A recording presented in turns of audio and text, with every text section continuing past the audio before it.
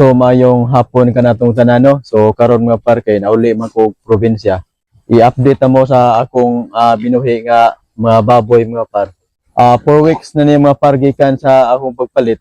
So inani na sila kadagko. So pwede na silang balitsyon mga par.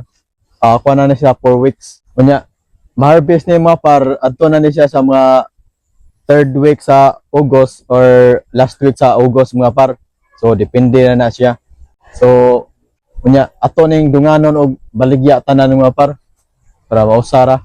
Unya mo ni nakanindot mga par diri sa probinsya kay kun mamuhi ka og mga baboy, wala kay silingan nga moreklamo kay medyo distansya ra man mi og silingan diri mga par mo nang walay mo reklamo diri sa among silingan kay distansya ra man. So mo ni nakanindot diri sa probinsya kung mamuhi ta og mga baboy. So tanawa ninyo ako mga baboy mga par, pura buyag. Lapyo kayo mga par. 4 weeks man niya. Gikan sa pag palit ako. Kunya ang akong gilawog mga par, wala ra ko magbutang og nang kunan nila kanana nila kay anharan ako diya ibutang diya sa babaw.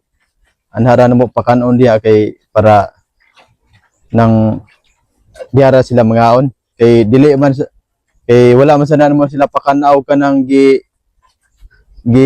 humulan og tubig mga par, inuga ang mo gipakaon na kay nindot kay sa baboy kun inuga ang imong ipakaon.